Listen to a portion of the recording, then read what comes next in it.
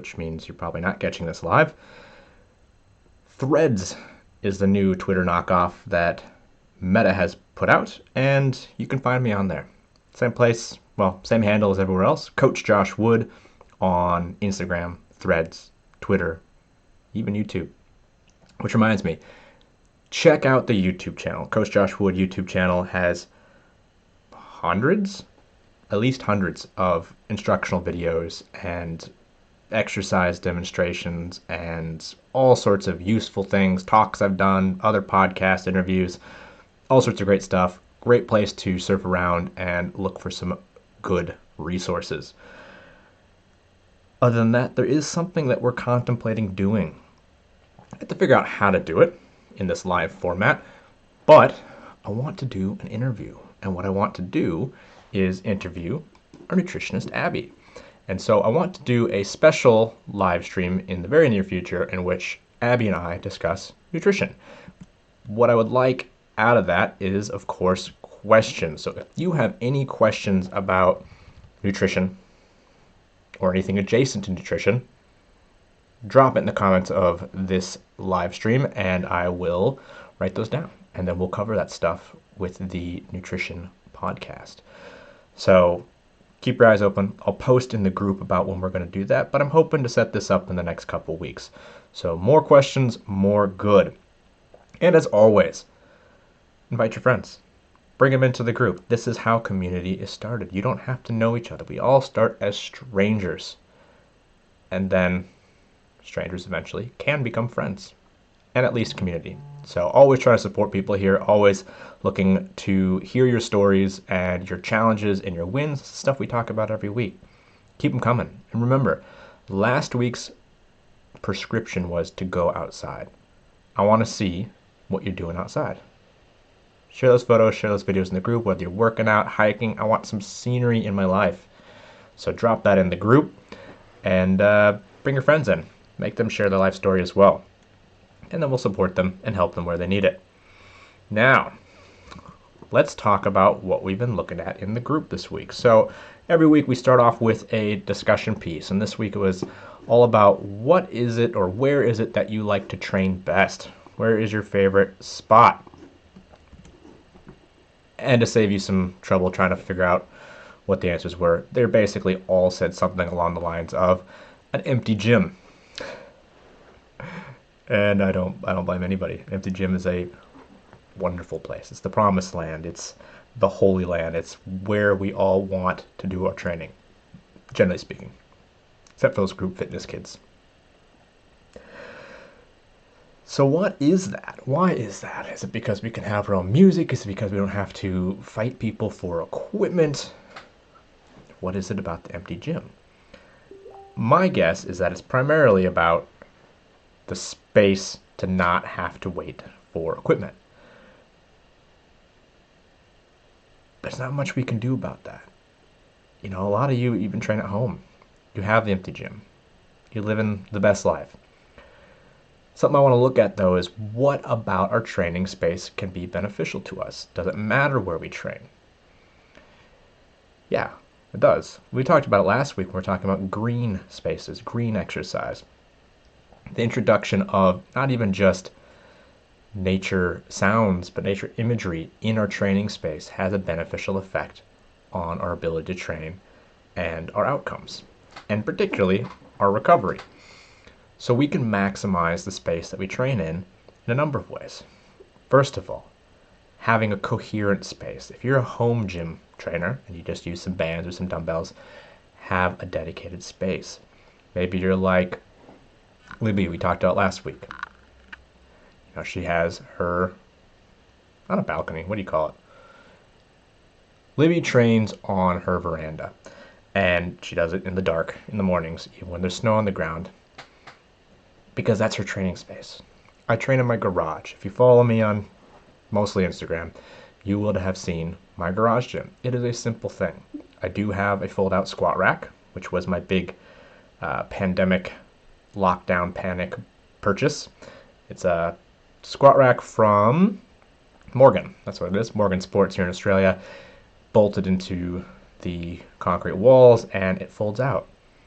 but I almost never ever use it. I use dumbbells for everything, and I have my dumbbells set up to facilitate streamlined training. I have 2 sets of home dumbbells. They're those little handles, and the weights are the small, what we call standard plates with the 1 inch hole, the little screw on end caps.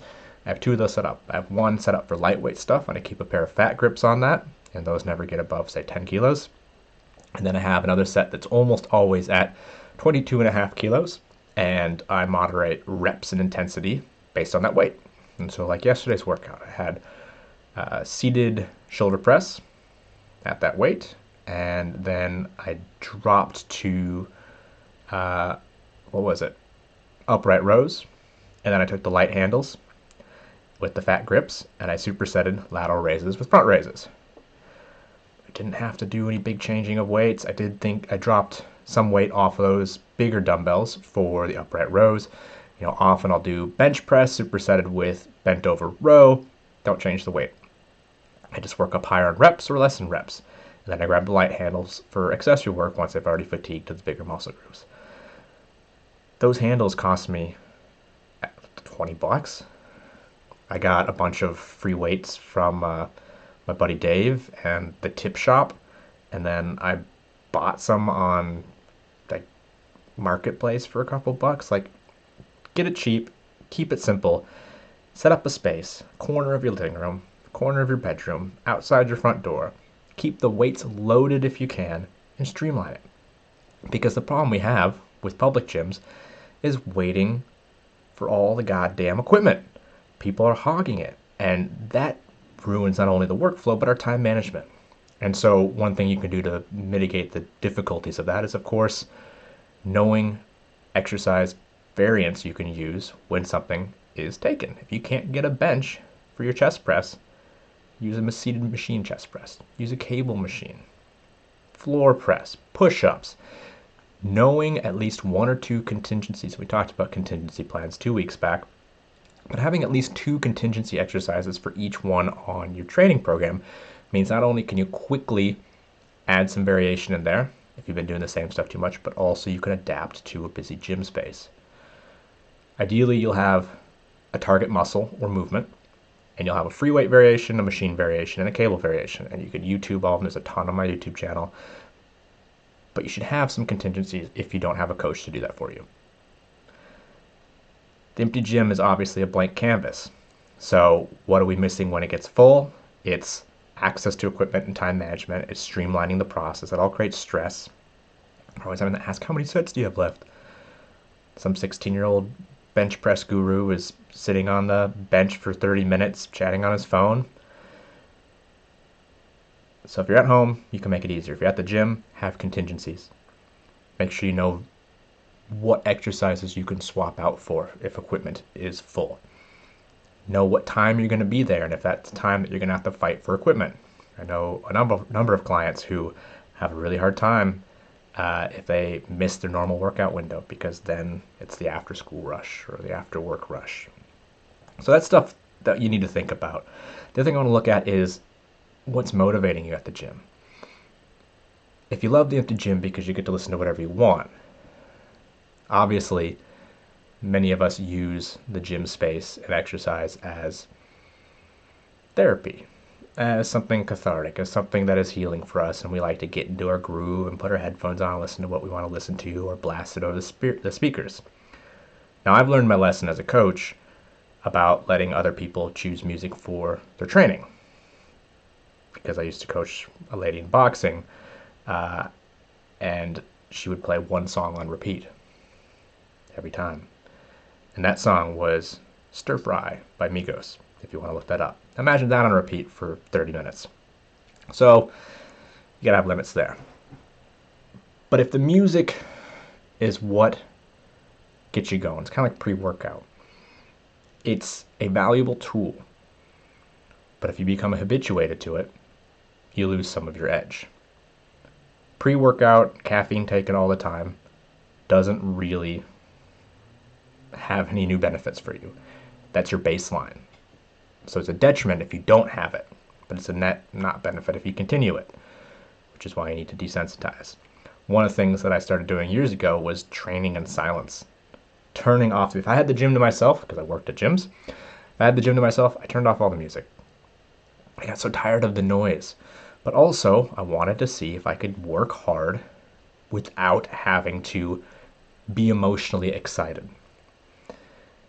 And then, especially because at the time I was doing a lot of powerlifting and I was competing, and then when it came time for the testing sets, the big sets, or competition, then I cranked up the tunes. I cranked up the angry music, the shit that got me going. And my go-to track is Anti Up by MOP. You can look that one up too. That's my jam. But I use that as a aid, as a energy enhancer, as a performance enhancer, because it was new stimulus and it wasn't my baseline. So there is a lot of value to what we call intrinsic motivation. Not doing the pre-workout, not blasting your headphones just to get through a daily workout. Getting good at making yourself do the work once you've set the habit then allows you to utilize those other tools to really get their full benefit. Instead of setting your baseline up here, and I'm indicating above my head, your baseline is level, and then you step up using these performance enhancers when you need to. And that also allows you to recover better. That reduces the need for recovery time because you're not so excited. You don't have to then recover from being in a heightened emotional state as well as punishing your muscles. So there's pros and cons. Now, there is also the argument that if you're working harder all the time, you're going to elicit greater results in the long run. And that's absolutely true. This is where things like creatine and caffeine are great performance enhancers because they allow you to work hard. But you have to, with the stimulants like stimulants like caffeine, you do have to take some time off to elicit the results. Otherwise, that's just your baseline and you're not going above and beyond. And then if you don't have it, you're sinking into a dip. And that ain't good for you either. So playing around with how stimulated you are, playing around with how excited you get with your training on the daily basis can give you some new variation, can give you some new stimulus, but also help you utilize those performance enhancing things to a greater extent. So resensitize to caffeine by deloading, resensitize to the music that elicits a heightened emotional state by chilling out as you go into your workouts, and then using those when you really need to put in that extra effort, especially if you're doing anything competitively. So a few things to think about there. Intrinsic motivation, streamlining your workflow, whether it's at the home or the gym, trying to line things up so you have less barriers to getting the work done. If you're at home, set up the equipment ahead of time. Make sure it's always set up. I have a band sitting on the other side of this desk so that every time I come into this office, I can do a set of banded hammer curls because that's the little thing I'm focusing on now too. I need to get some more bicep growth. I don't have time to do arm workouts all the time, but I can get a bunch of reps all the time, little bits here and there. It's what we call greasing the groove. So streamline your workflow, learn how to utilize intrinsic motivation so that your performance enhancers are more effective when you need them, and have contingencies for the movements that you might have to fight for equipment for in the gym.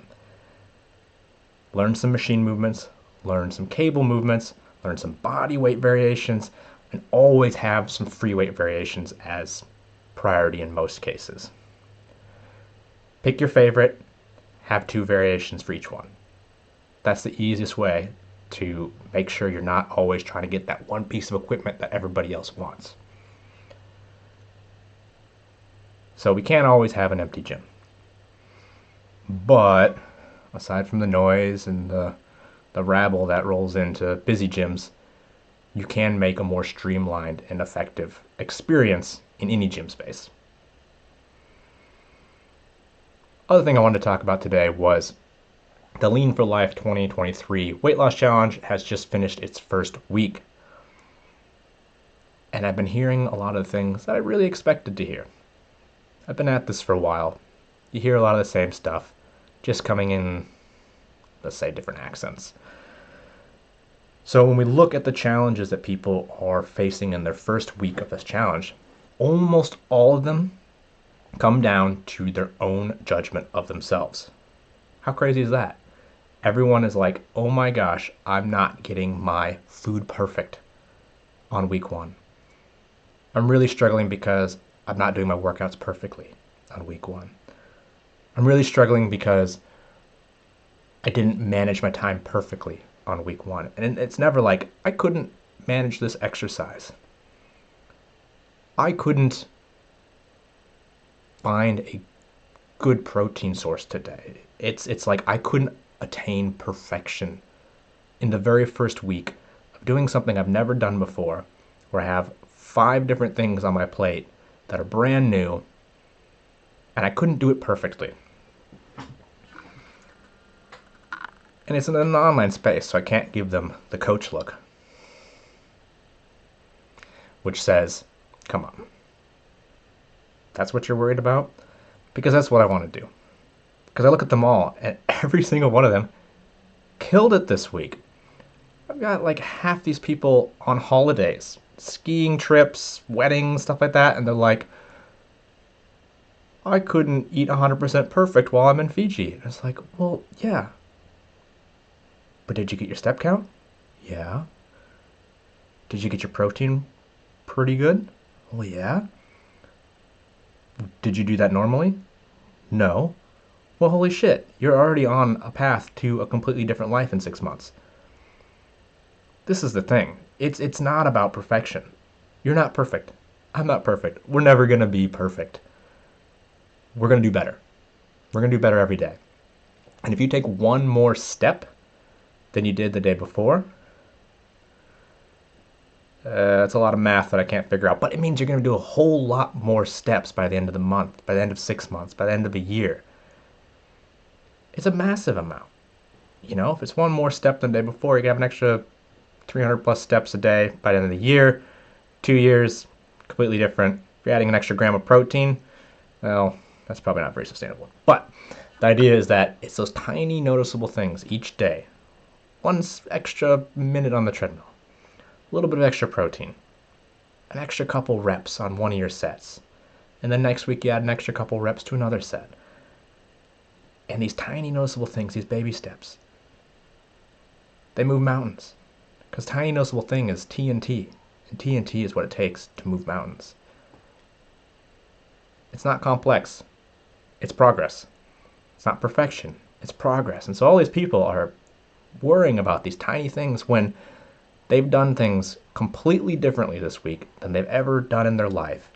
They've taken literally tens of thousands of more steps across the week. Most of them have at least doubled their normal protein intake.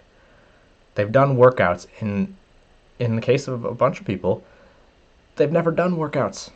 This is brand new to them. And they're like, I only did 3 out of 4. That's 1,000,000% more than you've done previously. So they're all killing it. The fact that they're doing this and putting in the work means they're killing it. They're trying. And next week's going to be better. And the week after that's going to be better. So all I can say is don't sweat the little stuff. Just do better each day. And in the long run, that's about all we can really do, right? Well, folks, I think that's me for today. As always, if you have any questions, if you have any thoughts, if you have any concerns, feel free to hit me up or reach out through the Facebook group to any of the team members or through the website. Hit us up with questions. Share your stories. We love hearing your stories. You know what? I'm going to shout out one of the group members, 2 group members, actually. So in the Become Strong for Life Facebook group, we've got people from all over the place. They're not all clients. This is a public group. Let's shout out to Beck, who's getting back into the gym. And we know this because she posted a selfie, because you haven't had a workout if there wasn't a selfie. And she's had some time off, so it's awesome to see that. And Sierra, never been a client, but she is posting some amazing progress that she's done on her own. I saw a post today on her Instagram, and she lost 125 pounds. She looks like a completely different person.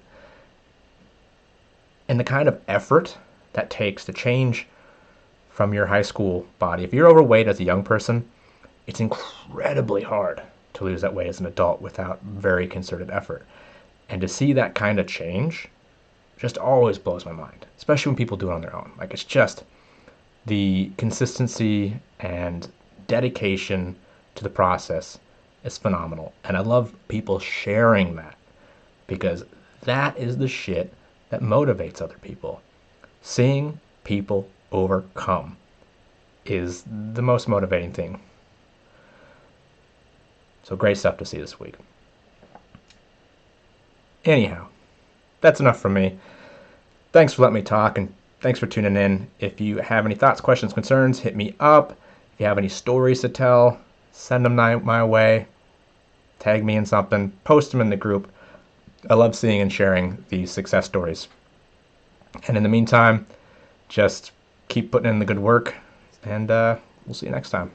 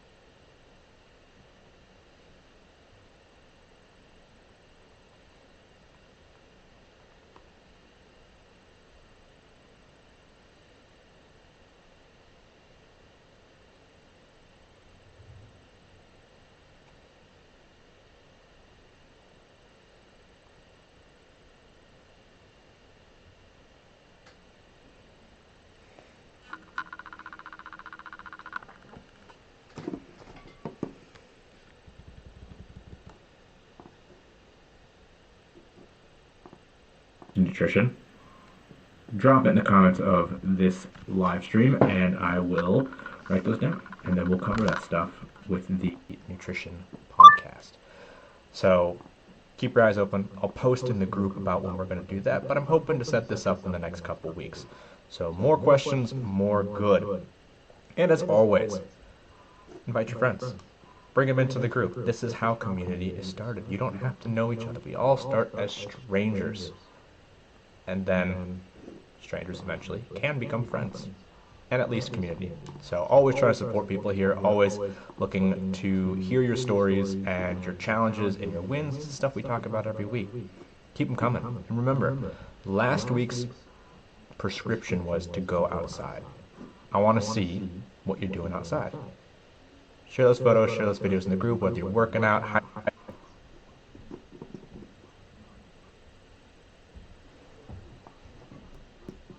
life. Welcome to Strong for Life Live. This is Coach Josh Wood here in Hobart, Tasmania. And the big question today is, are you training in the right space? Before we get into that, let's do some announcements. So, if you have been living under a rock, or you don't use Meta products, which means you're probably not catching this live, Threads is the new Twitter knockoff that Meta has put out. And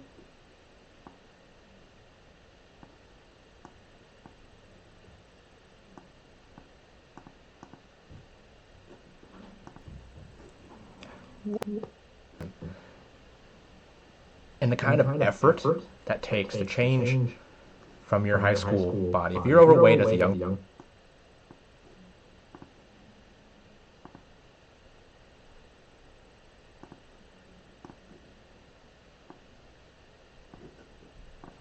just always blows my mind, especially when people do it on their own. Like, it's just the consistency and dedication to the process is phenomenal. And I love people sharing that, because that is the shit that motivates other people. Seeing people overcome is the most motivating thing. So great stuff to see this week. Anyhow, that's enough for me.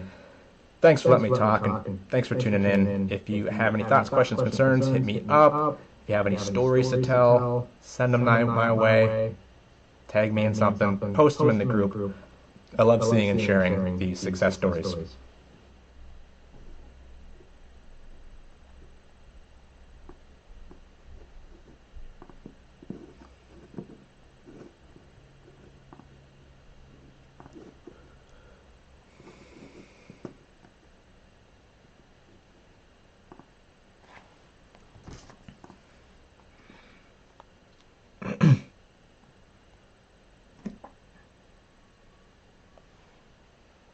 Oh yeah, I was going to tell you about my dream last night. As far as I'm aware, I spent the entire night thinking up and then proposing, or yeah, creating a proposal and then proposing a new system of scenic bike trails around and through Hobart.